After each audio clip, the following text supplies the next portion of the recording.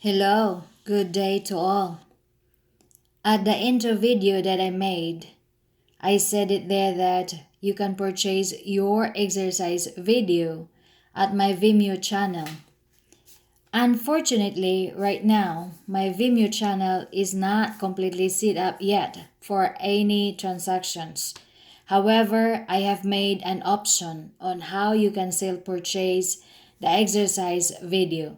For an instance, for this session that we are going to make right now, I put a link of my PayPal account and my email address at the comment section for this video so that you can proceed purchasing the exercise video for this session.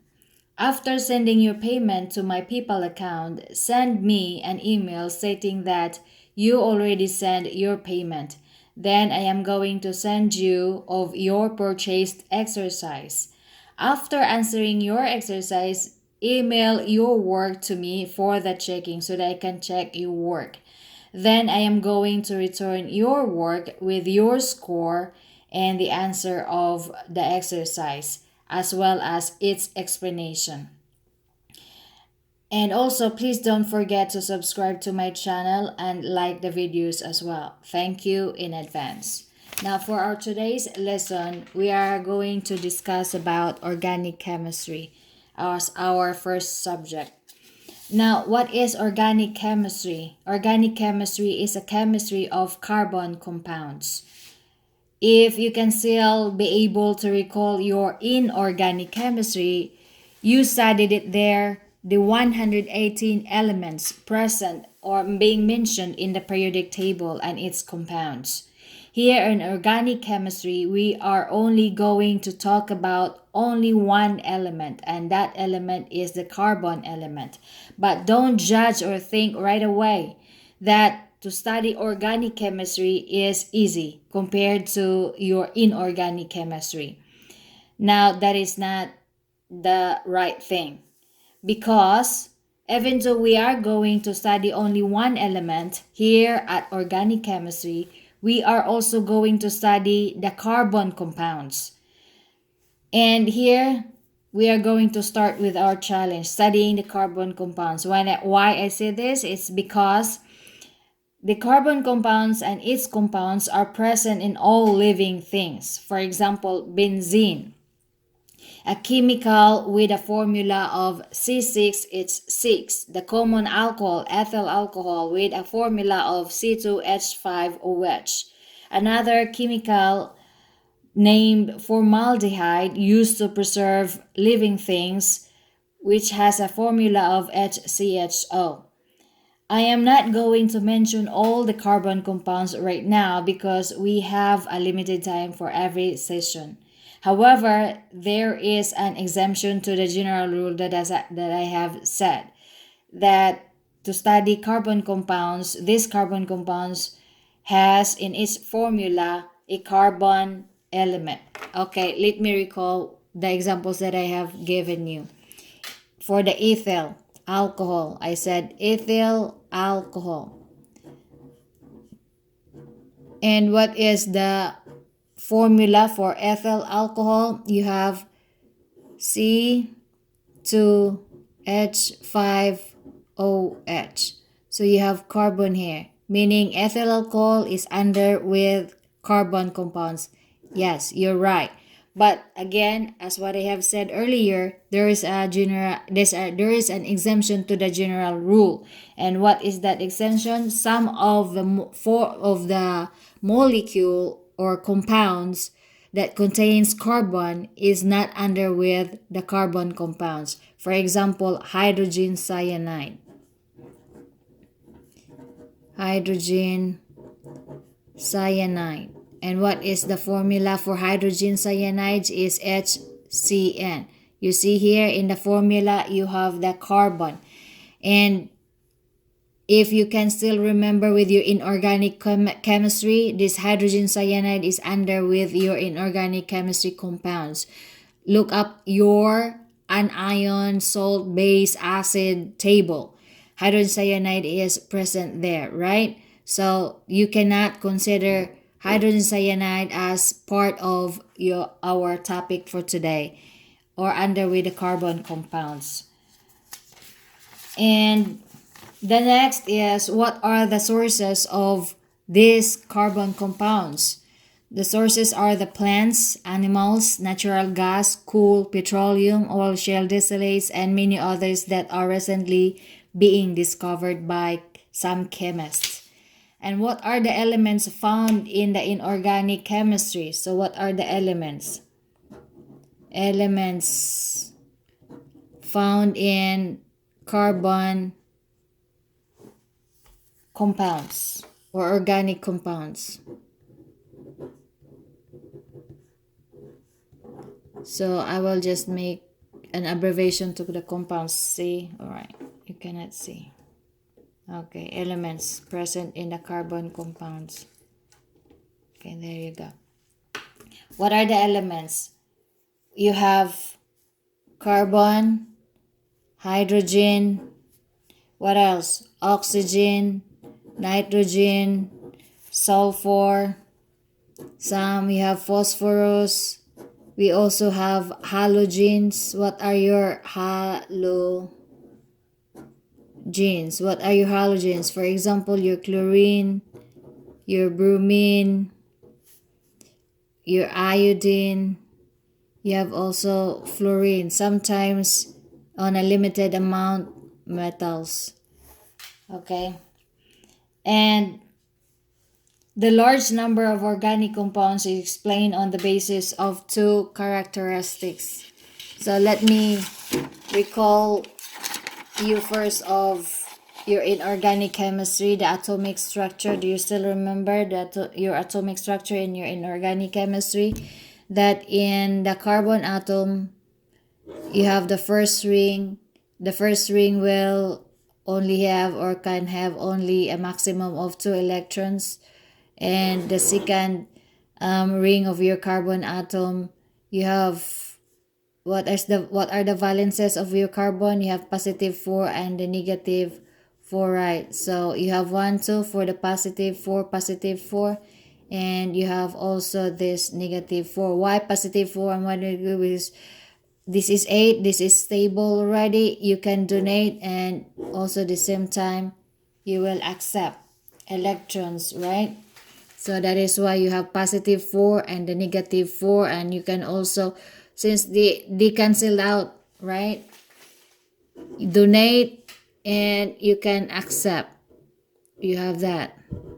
So by donating and accepting, you can cancel them out. And if you are going to cancel them out, what remains is this only 2. That's why you have also a valence of positive 2 for your carbon atom. But we're not going to talk about it. We're going to talk about these 4 electrons that are present in your carbon atom, the second ring of your carbon atom. And what is that meant is this 4 electron is ready to receive and or accept another 4 electrons, thus will form a covalent bond. Okay, so this is the structure that we are going to always use for your carbon. Every time we are going to use a carbon atom in the structure, we always have these 4 covalent bonds that surrounds into your carbon atom.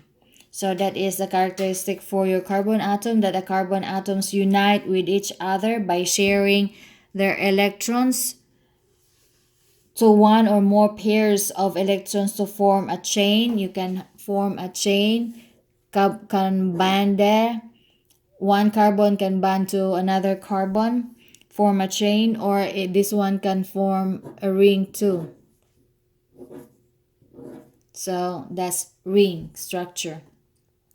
And another characteristic is that a carbon atom with 4 valence electrons that will form a covalent bond. So the bond that connects between these 2 carbon atoms, this bond right here, is named covalent bond.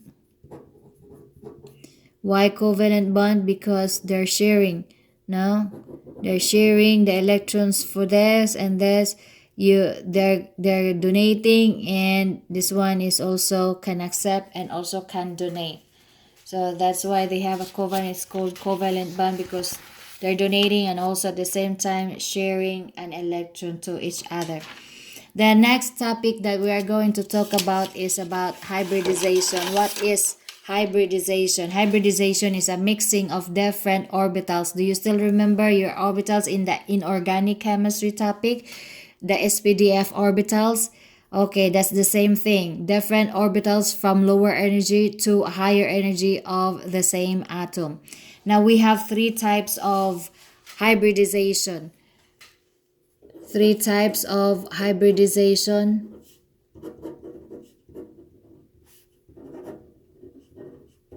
What are these? Number one, you have the sp3 hybrid orbital. What is this sp3 hybrid orbital? Is that it has 4 sigma, the structure of it, bonds, sigma, this does, or 4 single bonds.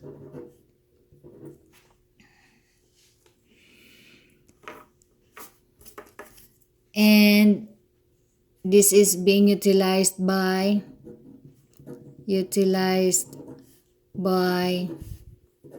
alkanes.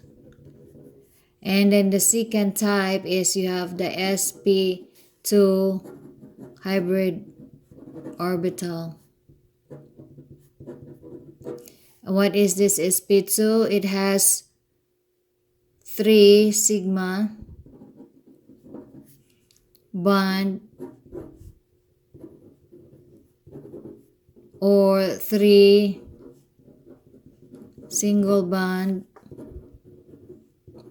and 1 pi bond. So I'll give you the structure for this. So you have that C. This is our, can you see it? No. Where is it? This one? The structure is that. Alright. And for the sp2, what is the structure for sp2? You have the carbon, 3 sigma bond. What are those? 1, 2, and 3. And 1 pi band. Okay. And then the third type of hybridization, can you still see it? Is the sp hybrid orbital. And what is this sp? So you have 2 sigma bond and 2 pi bond. This one is being utilized by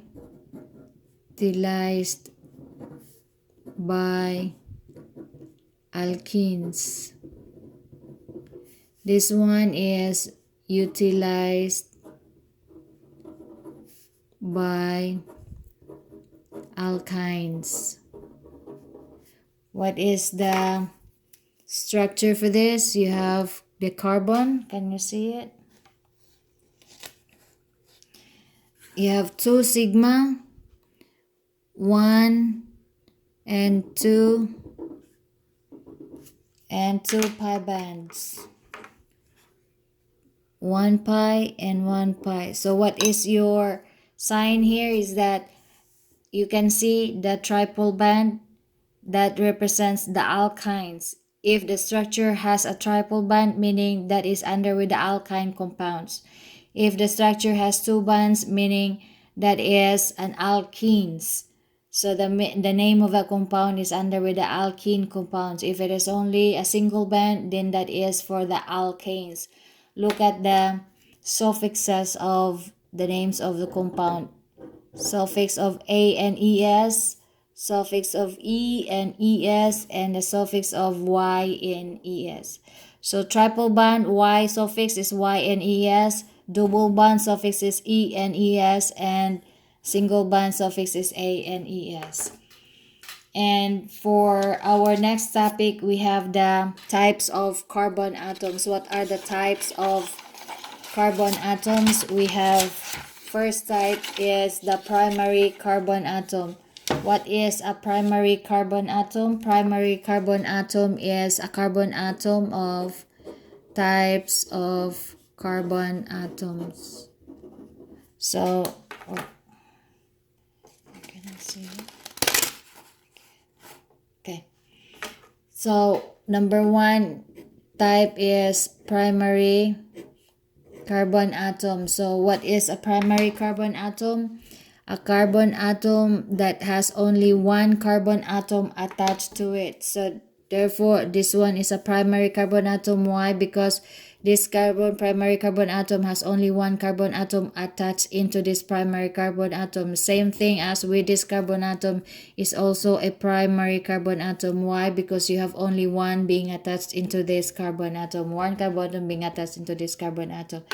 Next type of carbon atom is a secondary carbon atom. So what is a secondary carbon atom? If this is a primary, only one, so therefore for the secondary you must have two.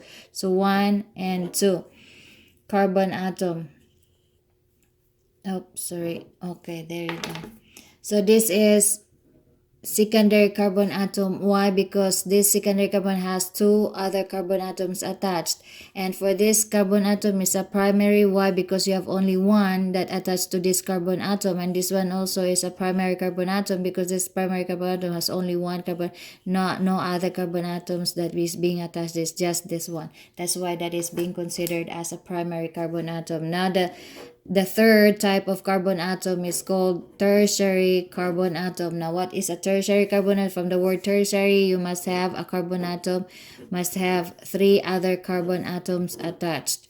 So, where is that? This one is your tertiary carbon atom. But what about this is primary? Why? Because you have only this being attached into this carbon atom is another primary carbon atom. Why? Because you have only one this carbon atom being attached to this carbon atom, the primary carbon atom, and another primary carbon atom that has only one carbon atom attached to this primary carbon atom.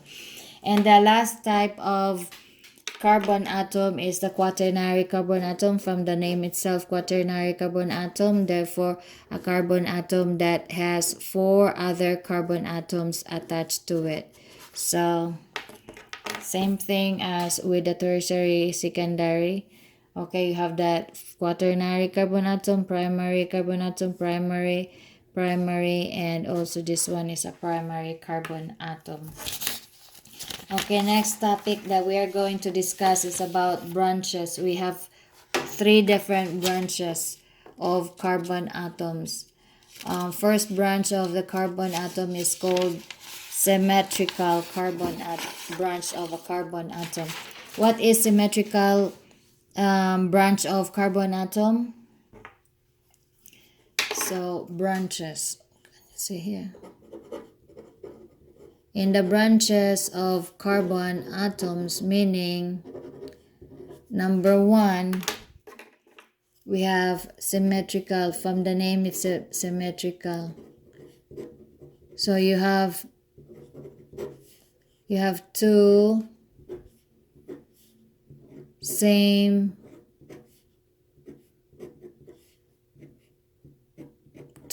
different structures attached to your carbon atom.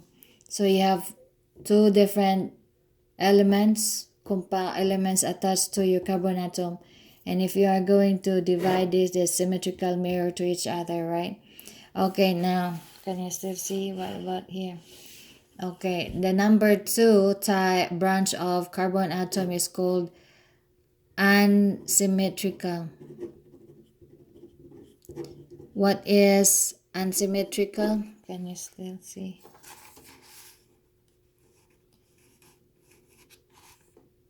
Is a carbon atom that has three different groups attached. This carbon atom must have three different groups attached to your unsymmetrical carbon atom. This is the unsymmetrical carbon atom. So what are our groups? For example, we have chlorine, and this one is carbon, and this one maybe we'll have bromine. So a total of 3 now. Therefore, let us say that is another carbon. So you have 3 different groups attached or branched attached to your unsymmetrical. This is your unsymmetrical carbon atom. Now the last branch of carbon atoms is you have unsymmetrical, and this one is asymmetrical branch. So if you have 3 here, 3 different groups attached to your unsymmetrical carbon atom, for the asymmetrical you will have 4 different groups attached to your asymmetrical branch of the carbon atom. So for example, you will have here bromine, and then you have the chlorine, and then you have the hydrogen, and then you maybe will have here another carbon atom. So this is an example of a asymmetrical carbon atom that has 4 different branches attached. Now the next topic is we have kinds of formula. What are the kinds of formula?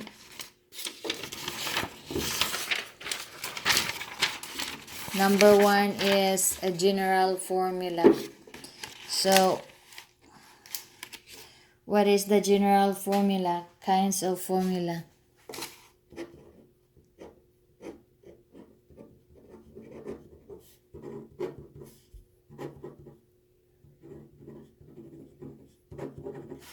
So what are these kinds of formula? Number 1 is the general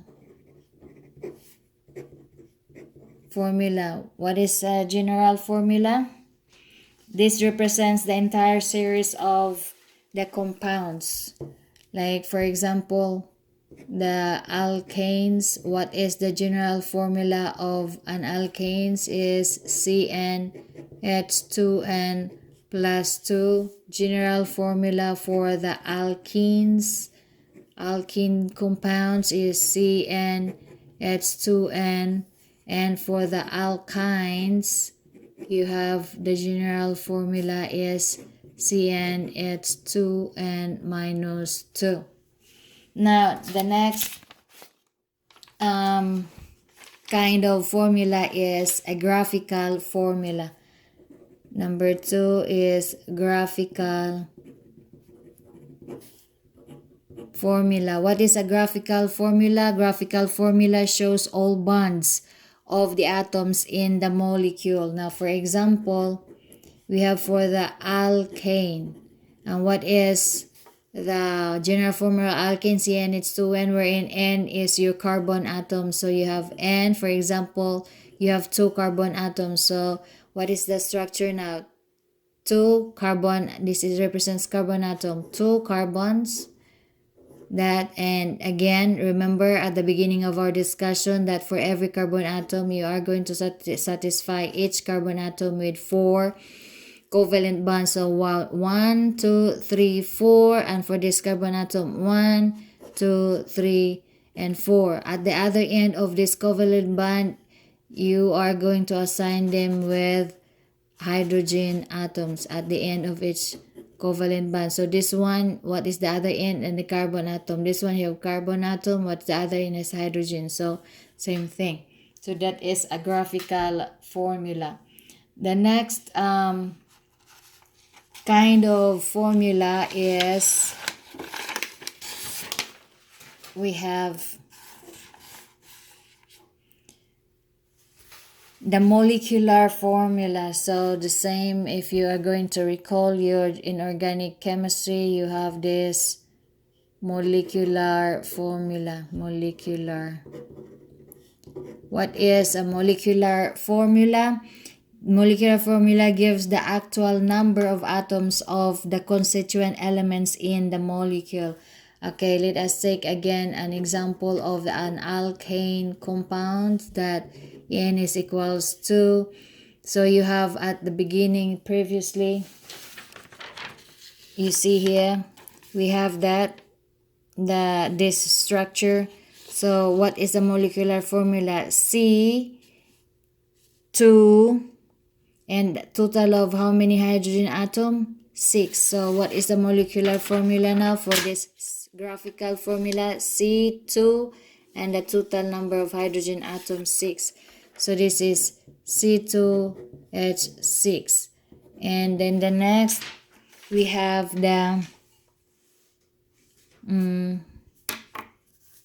molecular empirical formula. Oh, graphical.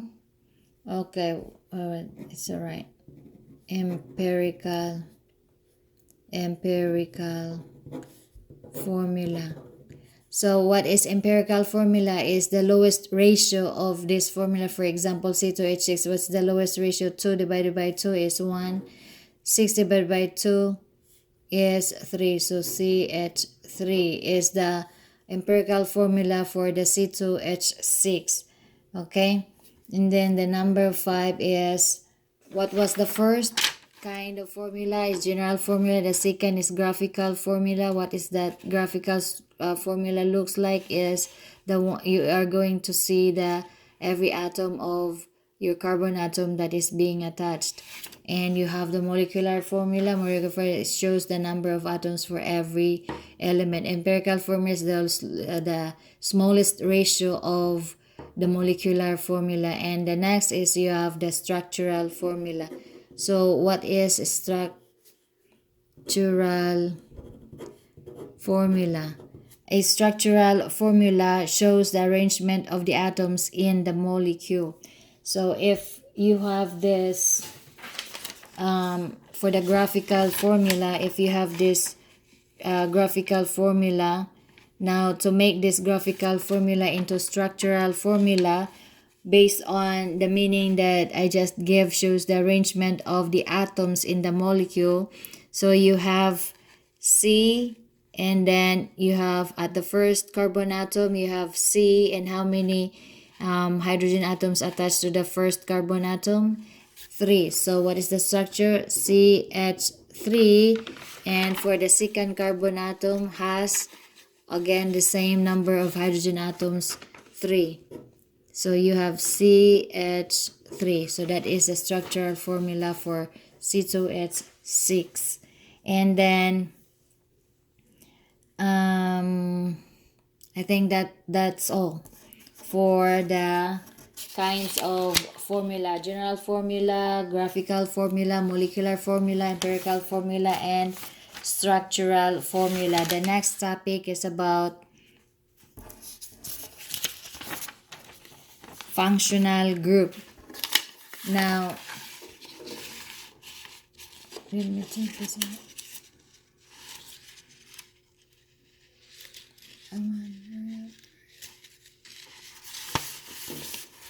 Okay, what is, let me give you,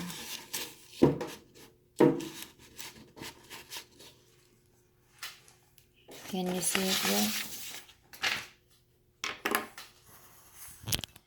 Okay, what most important functional groups? You have types of compound hydrocarbons. And what are these hydrocarbons? You have the alkanes. The name of the functional group that presents with your alkanes is a single band. And what is the structure? Is you have the CH3. The next hydrocarbon represents with the alkenes, and what is the name of the functional group that present in the alkenes is a double band. And what is the formula for that functional group? Is CH2 double band CH2. So again, double band must be present into that structure for this structure to be classified under the alkene compound. The third hydrocarbon is the alkyne. What is this alkyne that has represent for its functional group? Is a triple band. And what is that formula? Is CH the triple band CH. Okay, so therefore you have this triple band, meaning this is under with the alkyne compounds. The next type of compound is an alcohol. What is the name of the functional group present in the alcohol? Is the hydroxyl. And what is the formula for that functional group? Is the OH. And then the next type of compound is called aldehydes. And what is the name of the functional group that is present into this aldehyde compound? Is the carbonyl group. And what is the formula for that carbonyl group? Under with the aldehyde is CHO. The next type of compound, we have the ketones. Ketone has a name of functional group carbonyl, same as with your aldehyde, but differs on its formula of the functional group. Ketone has only CO for its formula of their functional group. The next type of compound, we have the carboxylic acid. And what is the name of the functional group present in the carboxylic acid? Is the carboxyl. What is the formula for that functional group? Is COH. The next type of compound is ester. What is the name of the functional group present in the ester compound? Is carboxyl, same as with your carboxylic acid, but it differs on the formula of your ester. It has only COO as the formula of the functional group of your ester compound. Next is the ethers. Ethers has a name of a functional group. Ether, same name of the type of compound, but the formula has representing only an oxygen for its functional group. Next type of compound is amides. Amides, name of the functional group is amido. And what is the formula of this amido? Is CONH2. The next is amines. And what is the name of the functional group of your amine? Is amino. And what is the formula for that functional group? Is NH2. The last is the alkyl halide. Why is halide? You have the halide elements such as your chlorine, bromine, iodine, and fluorine that represents the formula of this functional group halides as an X. Now, what is the functional group? Functional group is an atom or group of atoms. So these are atoms or group of atoms. Atom, oxygen atom or group of atoms within a molecule. So for example, I have this formula CH3CH2OH. So this is your functional group. Now the OH of what compound? This is ethyl alcohol. Alcohol that has that functional group OH. And that shows a characteristic set of the physical and properties. What are the importance of this functional group? First is that they are sites of chemical reaction. So if we are going to make this ethyl alcohol react, so we have this one with during the oxidation, this oxygen will take one hydrogen there, and since this two, make one of the hydrogen, one.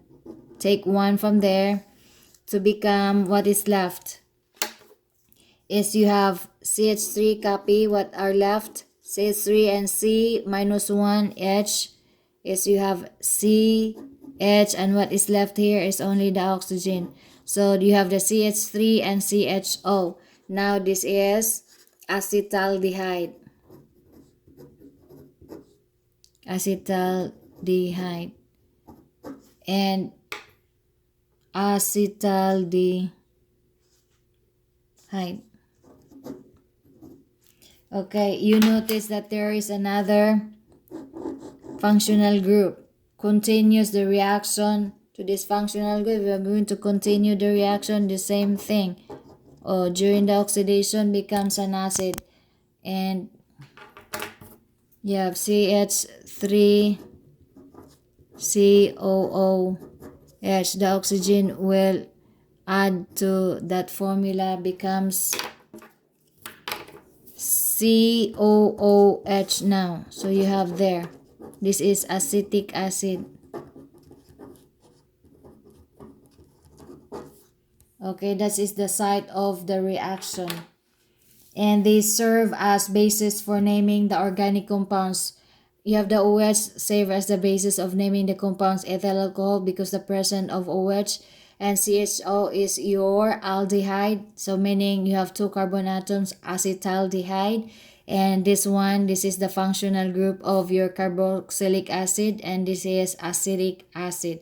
So those are the importance for having a functional group, the site of the reaction, and then you are going to divide the organic compounds into classes. So what are the classes? You have the ethyl alcohol, acetaldehyde alcohol, and also its naming. All right, so that would be all for now, and I'll see you soon for your exercise. Thank you.